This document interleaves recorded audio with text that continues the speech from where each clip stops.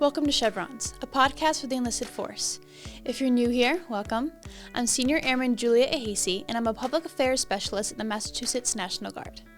This podcast offers advice and guidance for personal and professional development for all military members from all branches who are looking to become the best version of themselves.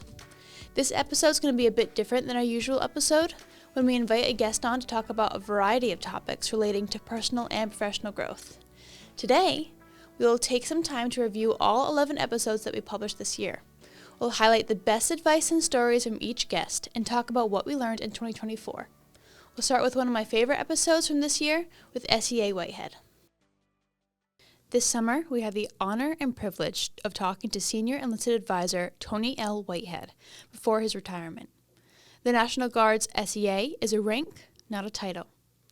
The Senior Enlisted Advisor holds the highest level of leadership in the National Guard. The SEA directs the enlisted force, airmen and soldiers from all 50 states, 3 territories, in the District of Columbia. SEA ensures they have a voice in the decision-making process and represents their interests. In this episode, we hear from Whitehead about his story, his advice for the enlisted force, and all he has learned during his decades of service. Here are the highlights of our conversation. Don't be mediocre. You know as well as I do when you're standing in front of people that are not giving their best. Don't let that become the example for you. We can all find people that can teach us how to get by or how to get over. But we need people in our life that know how to teach us how to get ahead. And you need to be able to live that example, and that goes to the educate, empower, and execute piece. But when you're in the presence of mediocrity, get away from it. And every now and again, look in the mirror, and if you're being mediocre yourself, you may need to get that pep talk from you or from somebody you know that'll tell you the truth. Don't be mediocre. Don't be afraid of ambition. Ambition is extremely important to me because, when you think in terms of ambition, some people will tell you need to slow down. You've done too much or you're going too fast. And the reality is, if you're doing it for the greater good, and you're taking people along with you for the right reasons, that's the direction you need to go because our organization needs that. And if we don't get that, we won't have those leaders that understand that we have got to continue to press forward. We can't go steady as she go. Steady as she go means that there's somebody still driving the ship. And those driving the ship needs to be the people that understand that we do what we do for the greater good, and you have to be ambitious to do it. Ambition is not a bad word as long as it's for the greater good. And then, of course, understand and employ emotional intelligence. I just talked about it a moment ago, so I don't have to really get into it again, but I think it's important for you to understand how to get the best out of your folks and then get out of the way and let them be the best at who they are. Because if we try to completely guide and keep them in a box, we'll never get the best out of them. Creativity, innovation comes from folks that have the belief that their folks will back them, that their leaders will back them. So you've got to be able to do that. So get out of the way, let them be their best. And you do that by understanding emotional intelligence and knowing how to get the best out of them. Take care of yourself. I didn't do so well at that. I was doing great at the beginning, and every now and again, I mess it up. I have a stent in my chest because I probably didn't listen to the doctor when I needed to. But I understand what it means now to make sure that I have to be an example. We're not perfect. And you cannot be perfect, and you should not try to have people believe that you are perfect. But the example that you want for people to follow has to be the example that they see when you walk through the door. Any other is not really you, and if it's not really you, then you can't expect them to be themselves when they show up every day. And I talked about being present. Okay? And then, of course, take care of your family. After all this is gone, some of us have done some things, we've made some challenges or changes in our life, but take care of your family because when this is all done, 20, 30, 40 years, you want to make sure that those that have been on that ride with you are there when it's done. And they need to know that the investment that you've made, that they've made, it meant as much to you as it meant to them. That's it. That was our episode with SEA Whitehead. If you're listening, congratulations on your well-deserved retirement. In the first on-camera episode of the podcast, we welcomed back Chaplain Ryan Yee to talk about happiness in the workplace. Where does job satisfaction come from? What drives it? How do you balance your work and your personal life? Along with great advice, Chaplain Yee shared his personal experience with finding happiness in his career. Again, the irony is my brothers and I were all told to be doctors as children, sons. I have two younger brothers of Korean immigrants, South Korean immigrants. But we're told, again, that what we do is the most important thing, So I was told, like, work hard, study hard so you can be a doctor. And but we find in the studies is that it's not about what you do, but it's more about why you do it, actually. Why you do it, and more importantly, what are your values, which requires lots of reflection, lots of spiritual reflection, and also what are the values and the mission of the organization you work for, right? And do they match? So it's more about the why rather than the what. Back in February, we had a conversation between Chief Master Sergeant Daniel Ahasi, the senior enlisted leader for the 102nd Mission Support Group, and Senior Master Sergeant Maria Escobar, the Plans and Programs NCOIC from the 102nd Force Support Squadron. Both are very involved in the Enlisted Force Development Committee here at Otis Air National Guard Base. And they discuss one of the major topics of the Chevrons podcast, mentorship. What it's all about, why it's important, and we got their advice on how to be a good mentor, mentee, and how to best seek out those who could help you find your way through life, your career, and everything in between. Here's what they said. So mentorship it was very important in my career. Although early in my career, there really wasn't a name for it, like we have now. I growing up in the military, when you first join the military, it is culture shock, right? You think about, you're leaving home. My first airplane ride ever is going to basic training. So, and then being thrown into that culture shock. And you're always, you don't know what's going on, so you're always looking for a guidance somehow of somebody who's been there and done that. And that's kind of led me up until even to today. Yes, I'm a E9. I've been in the military for 37 years now, and I am always looking for mentorship, right? Because the older you get, the more you realize you don't have all the answers, but they're out there. And so I always felt that it was important. And I think about the people that mentored me, who invested in me, not just somebody who came by and gave me some advice. I mean, people that were really invested in my military career and was always looking out for the best for me. For me, is that connection, that actual emotional connection, in the sense of, like, you can actually become a little bit vulnerable, right?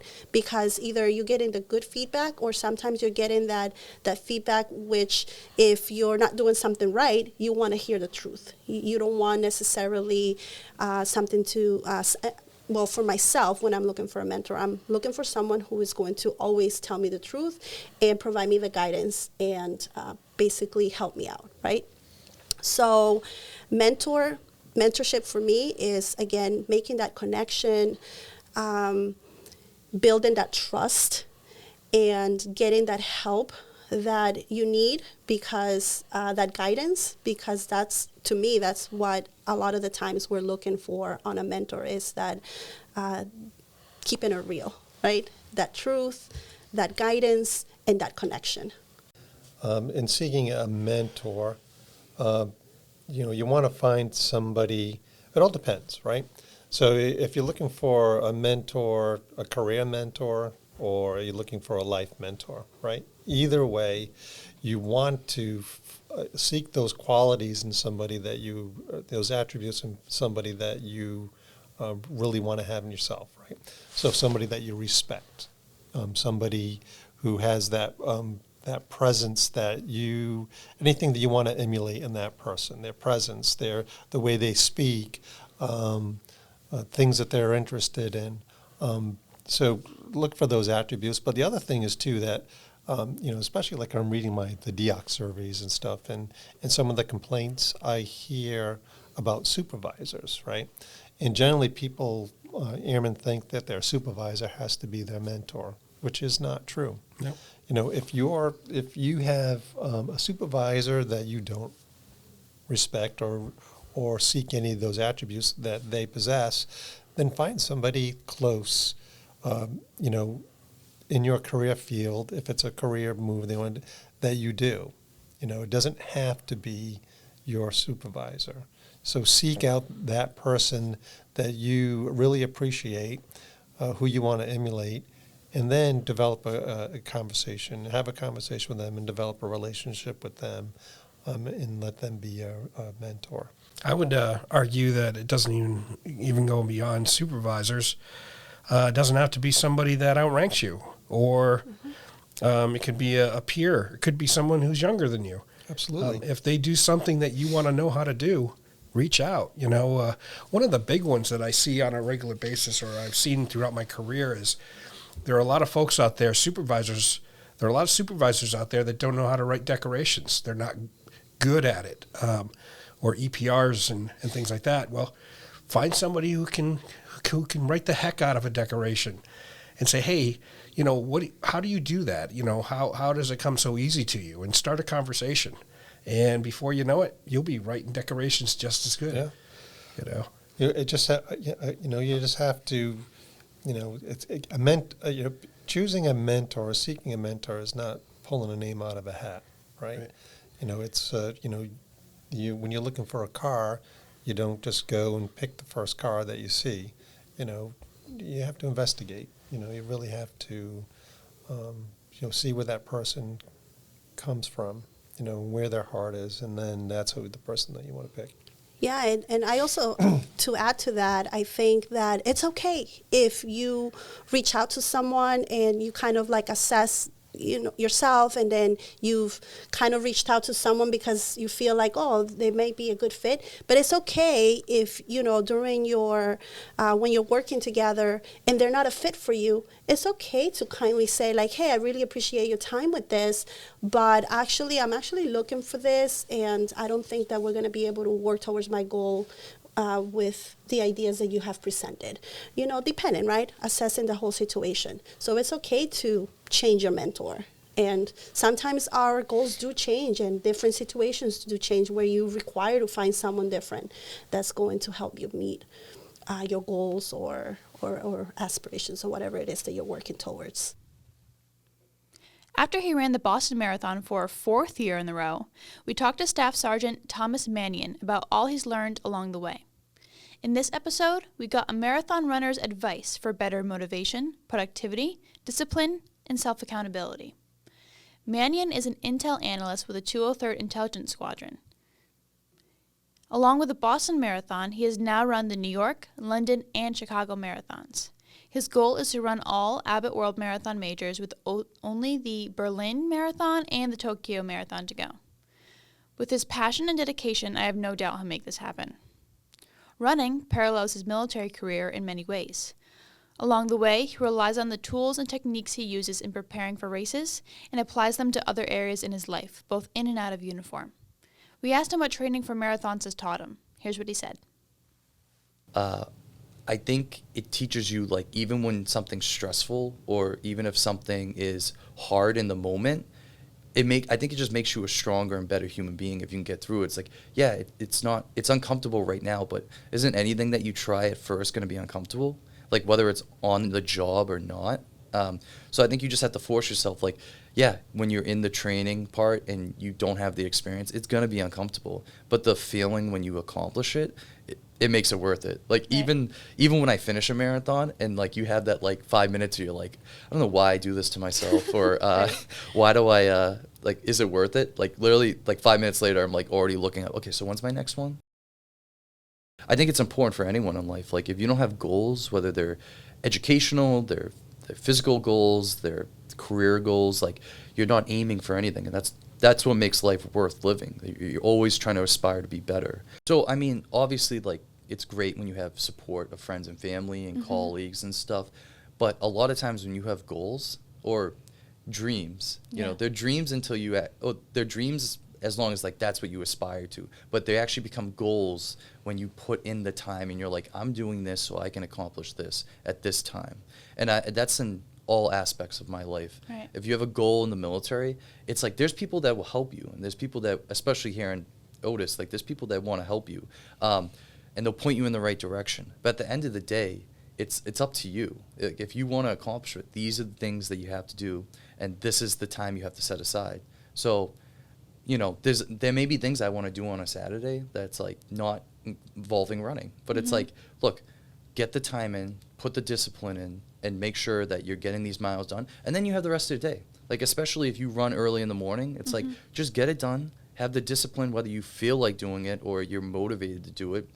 A lot of times with running, especially though, you'll, like 5 miles in, you start to hit that runner's high, and you're like, all right, I'm awake, I'm here. Yeah. But I think it's just important for anyone. Like, it's your career, it's your life, it's your goals. Yeah. It's ultimately up to you. So you have to have the discipline to just put in the time. Like, if you want to go to school, if you want to get I have a bachelor's degree, but I would like to get a master's degree one day. It's like, you got to apply for these programs. You got to put in the time for the paperwork and the applications. You got to make sure you get the recommendations.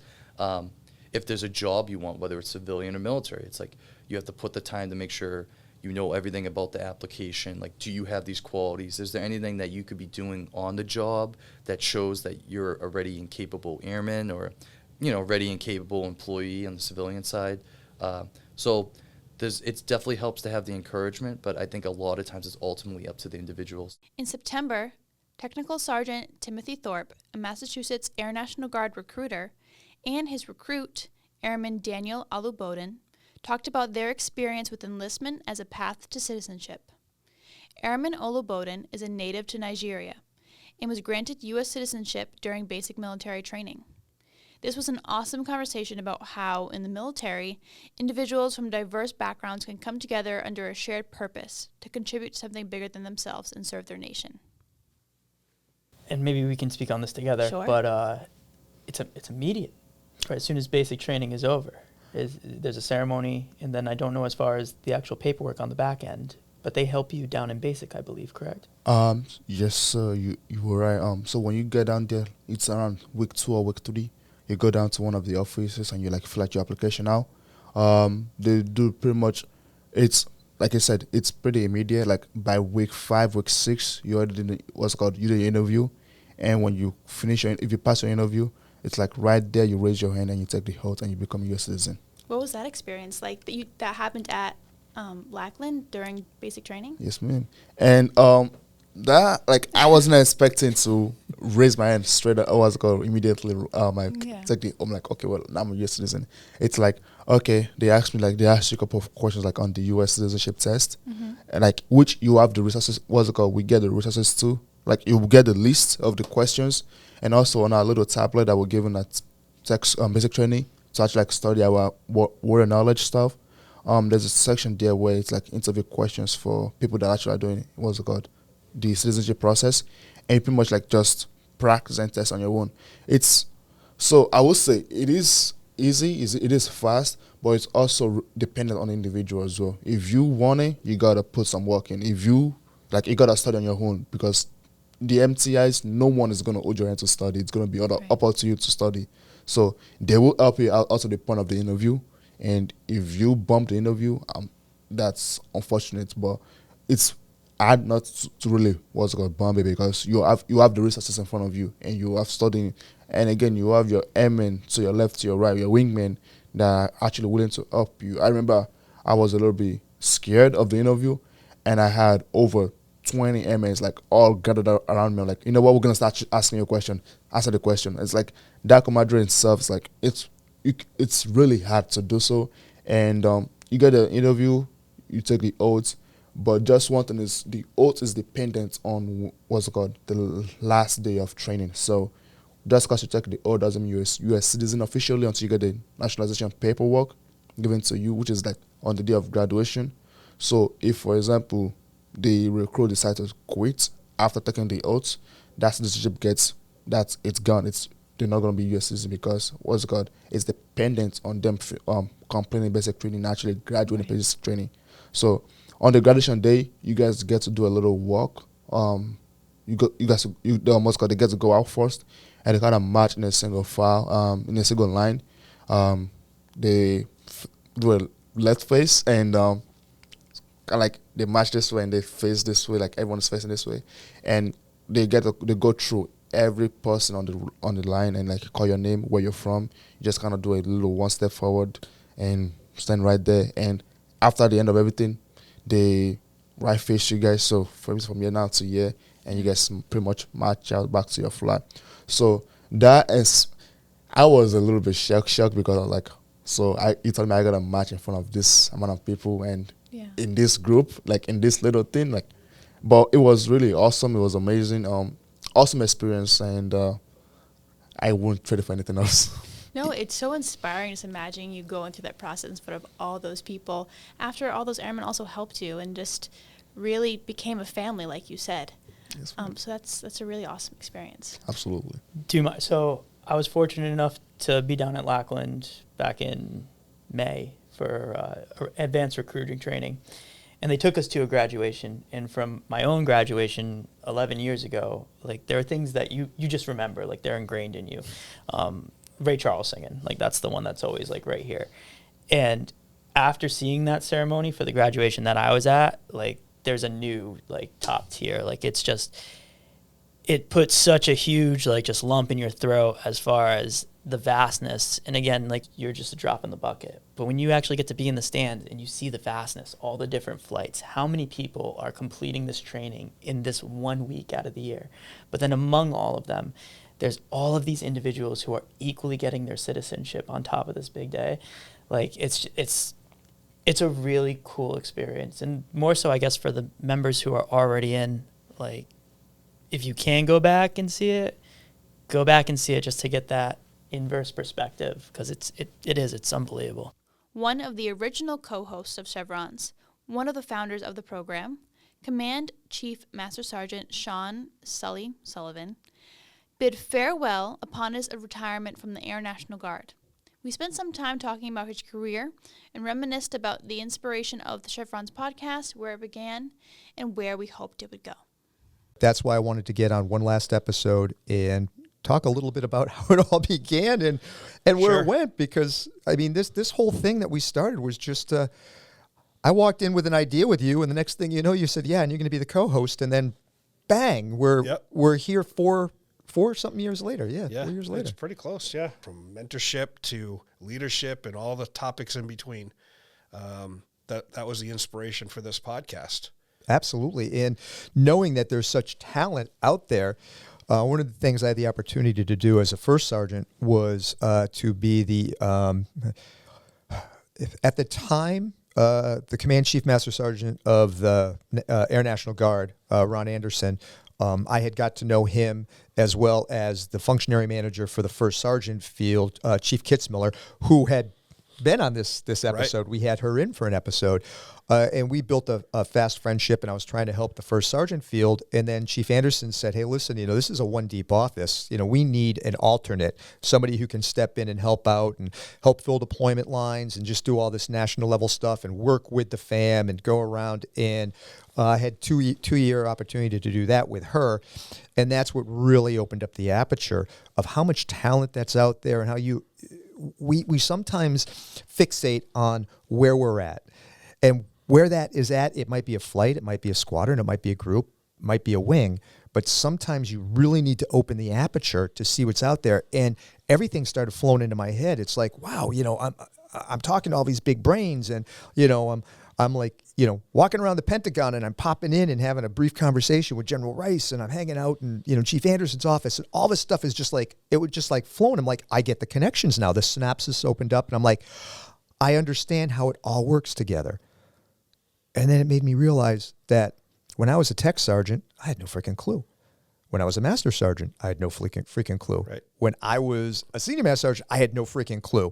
And I'd come back to the wing and I'd talk to chiefs, and maybe 1 out of 10 chiefs would go, yeah, I kind of understand that. And I'm like, we really need to get all this across, but we need to get the thinking across to the lowest level enlisted and get their perspective, as well as the highest level. And why can't we come up with subject matter experts? That's what we had the conversation. I'm like, yeah, so here's this idea, like we talked to like a panel person, some chief or command chief or somebody who runs something, and then we'll have like a junior person there and a senior person there because their perspectives are different. It all merged together, and you were like, oh yeah, I've been thinking about that. You were kind of like, thinking like, what ways can we improve the knowledge, and we just had that conversation. It just all came together. Well, part of my inspiration came from, and the stuff that I was thinking about is back before all this podcasting stuff took off, we had our newsletter, our magazine, monthly, the Seagull magazine. Love that magazine. And there was a chief's or a first sergeant's article that was put in there every single month. And I remember working with you, and you were my conduit to the rest of the shirts. And I would we worked up a list of these are the topics that we want to talk about. We want the shirts to write an article on each and every month. And so that we could slowly, over the course of a year, 2 years, 4 years, cover all these important, great topics about like resilience and mentorship and leadership and followership and all these different topics. That magazine ended up going away. We discontinued it just because it was so much work to put together each month, and our articles were going out anyways. But one of the things that we lost was that first sergeant input every month to the masses in this wing. So I thought, the chevrons, we can hit those same topics. Yep. And it can be, done in an audio format. And while we're doing it, why do we have to restrict it to members of the wing? This could be great for anybody. Anybody that wears stripes. We all go through the same kind of experiences. The challenges are very similar, different branches of service and different missions. But, when you boil right down to it, people that wear stripes deal with very similar issues. Yes. And there is so much that you can see and learn and get on leadership from articles and everything that comes from a 06 or above level, because all these great commanders and come up with all this great command stuff and whatever. But when you think about it, the culture of an organization is within the enlisted force. It's the enlisted voice that's 65, 70% of the force. Yeah. And can make the most change. You can't really convey the emotion, the intensity as well in the written word, because people are going to interpret a written word the way they want to. How many times have you written an email or a text message and somebody calls you up and go, what do you mean by that? And I'm like, no, I meant it like this. And they're like, I took it like this. It's like, well. But when you have somebody, speaking and telling you, it conveys more. And that's why I just love the idea of, putting the podcast together. Do you remember our first guest? We aimed high. Yes, the command chief of the Air National Guard. Yep, Chief Williams. Yeah, Chief Williams.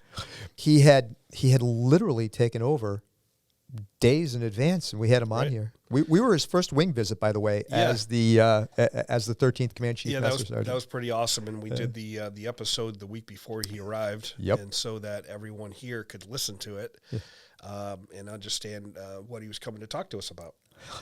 Yeah, and that was that.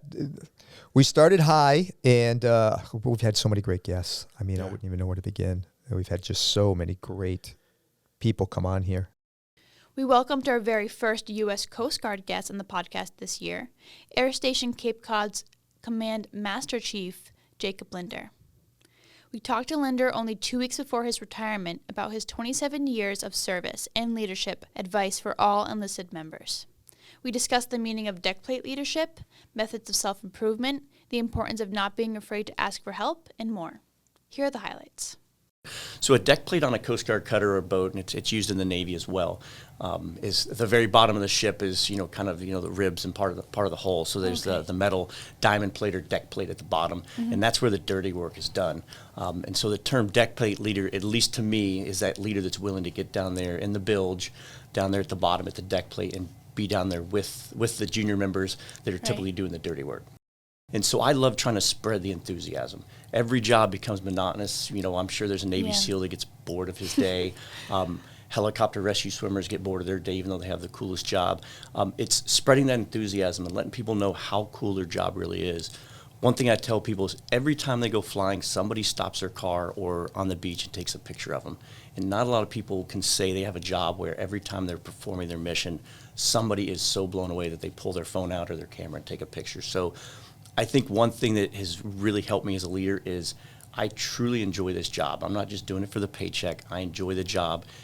And I enjoy seeing the successes that people have coming back from their first search and rescue case, winning an award, earning a degree on the Coast Guard's dime, stuff like that. I really think that's kind of what sets me apart and has made me excel as a leader. Is I really do care, and I just love the job. I'd call it professional curiosity. Sure. You can have personal curiosity as well, right? But professional curiosity, wanting to know how things work, how to make them better, and also to better myself. While I was here, I earned my bachelor's degree. I've earned my airframe and power plant certification from the FAA prior to that, and so I never stopped learning. And so I think that's one thing that really, is important to keep me going, is to not just get into that rut and just sit there and make the day monotonous, is continue to try improving myself, and also letting the junior folks know that it's never too late. I tell a lot of people, don't be like me, don't be an E9 working, late night hours with 2 young kids trying to finish a degree. Get it now while you're young and don't have kids. And so I think that's another good, thing that keeps me going. One leadership rule that does stand out to me, and I hope I get this right, it's the platinum rule instead of the golden rule. The golden rule was treat others as they want to be treated, right. Or as you would want others to treat you. The platinum rule, treat others as they want to be treated. So everybody's different. Some people want a long-winded explanation. Other people just want you to tell them what to do and let them go do it. And so learning how to read each person and their personality and treat them the way that they want to be treated.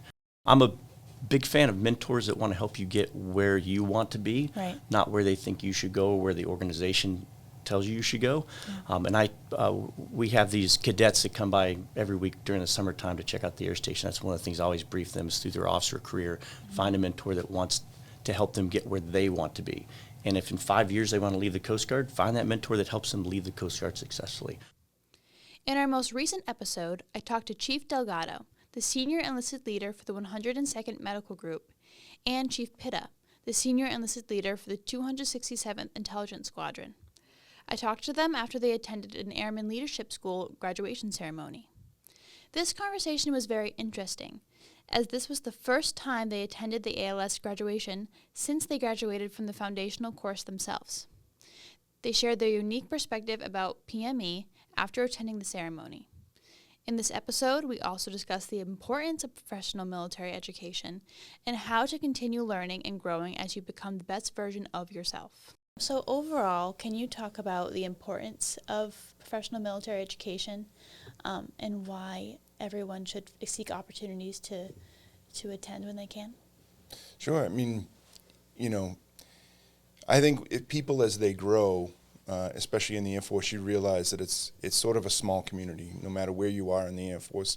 Like I said, I know people from NCO Academy, Senior NCO Academy, CLC, that I still talk to quite a bit. And I think, that's the important part of getting to go, no matter what it is, whether it's PME or anything else, but PME especially. You focus on your peer group, you team build there.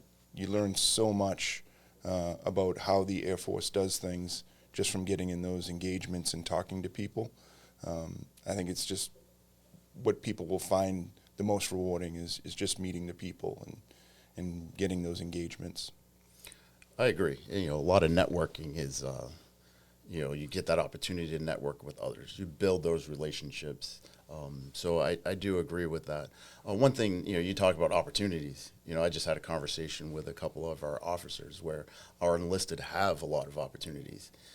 So we need to provide and help them engage in those opportunities. You can absolutely give them the information. So for me, once they are given that information, is what are they going to do with that?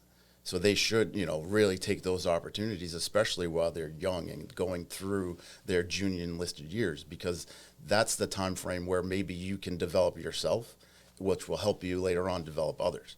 So to me, I think early on in your career, you take those opportunities because life does hit. We are in the Air National Guard. So, sometimes we tend to get more on our plate as we get older. But at the end of the day, if you can do that early on and take those opportunities for development, that's really, to me, my recommendation, especially for the junior enlisted. Last question. What is the best piece of leadership advice you've ever received throughout your time? This could be related to PME. This could be related to just your time in the military. Best piece you've ever received. Wow. There's a lot over the years. I can think of a couple. Sure. But I think of one that comes to mind when I was kind of, I don't want to say struggling, but I was having a tough time. And really, I had a shop full of people that was growing at the time, and it was really kind of a struggle to keep up. And I kind of had a conversation with my boss. I remember it was a Friday before drill, which is always crazy, and it was kind of getting late in the afternoon, and he basically slapped the table. He said, do everything you can today, and then come back tomorrow and do everything you can tomorrow. And it kind of just let me think, like, all right, at some point you can't just keep working.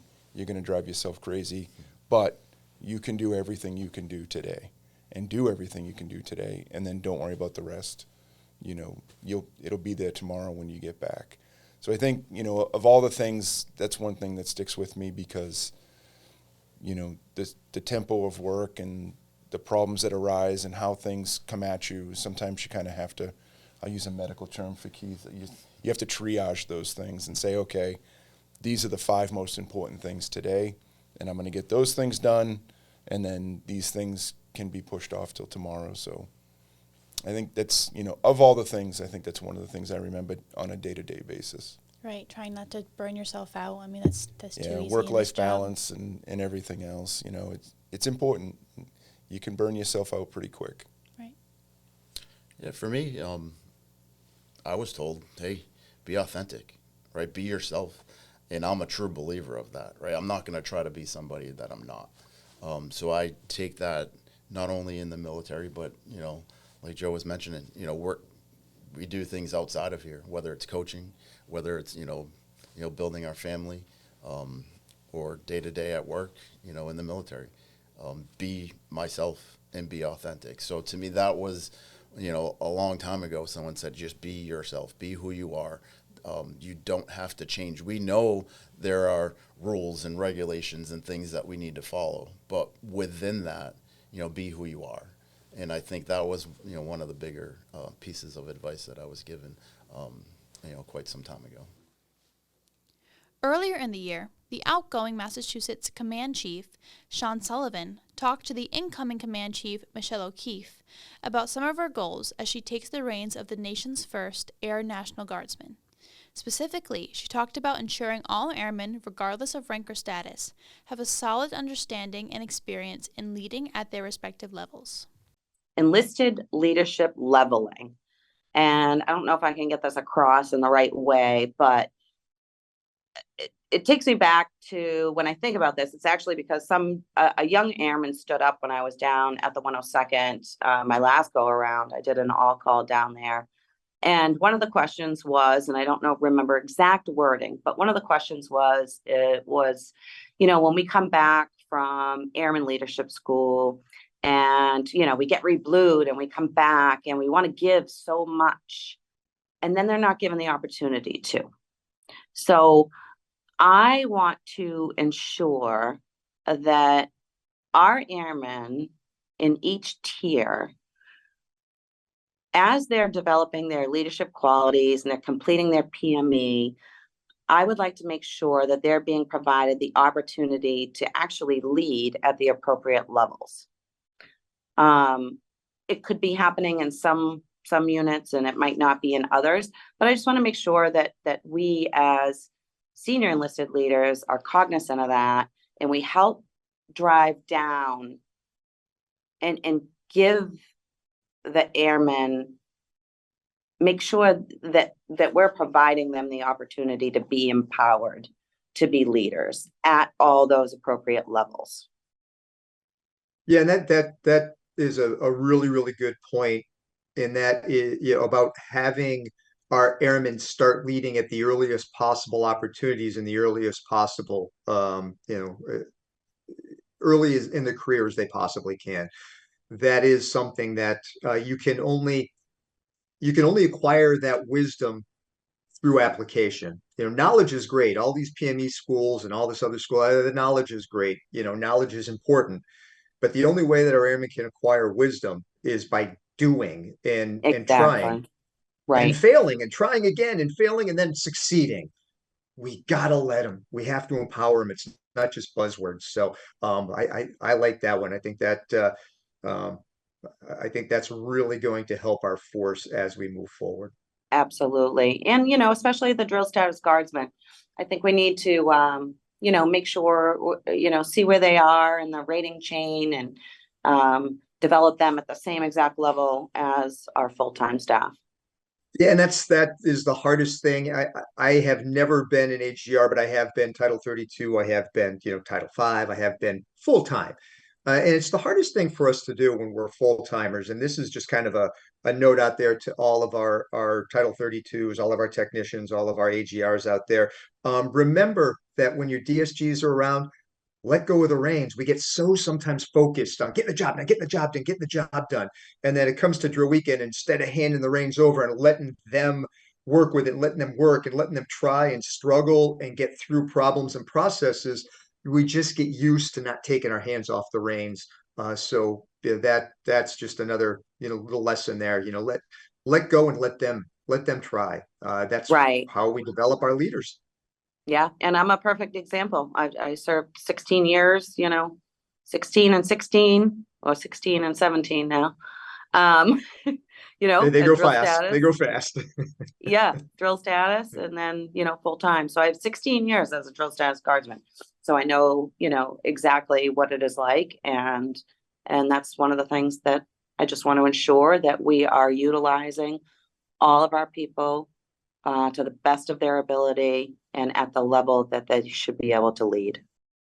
We talked to Chief Master Sergeant Shane McGuire, the 102nd Intelligence Wing newest command chief, and Senior Master Sergeant Rachel Jacobs, the wing's top 3 president, about the importance of getting involved and leaning forward, and how to really make a difference in your unit and yourself too. We talked about the Top 3 Council and the Rising 6 Council, which are extracurricular groups that exist at bases around the world. These councils provide professional development and community service opportunities for all airmen and exist to amplify individual voices to make positive change in the wing. I think it's coming from the world of intel. The majority of our folks are essentially locked in a building with no windows. Right. And it's really easy to kind of just continually exist in that environment and not get outside of there. Being exposed to those things that are outside of specifically intel or any other career field, I think is a really good thing. It creates much more well-rounded airmen and future leaders. More to that point, it's easy to just get lost in your work center and never meet anybody. There's 1,250-ish people in this wing, and in my group specifically, there's 300 and change. It'd be really easy to just know those 300 people, but to be able to get exposed to other folks in the wing, other career fields in the wing, I don't know. Like I said, I think it just makes a better, well-rounded airman in the long run. Being a part of the councils gives you an opportunity to get outside of your comfort zone.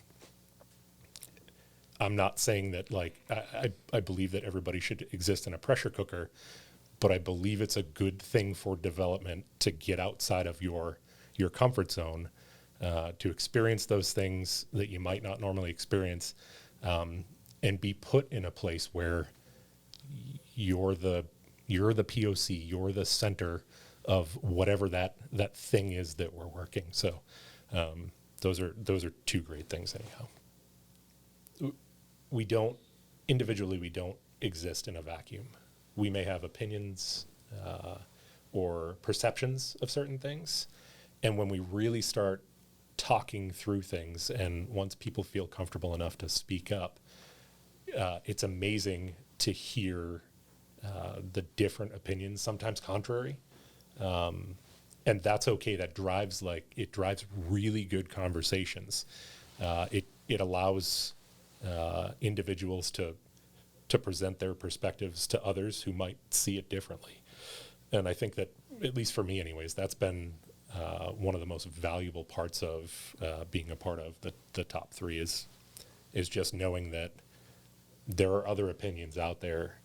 There are, what did they say? 1,000 ways to skin a cat.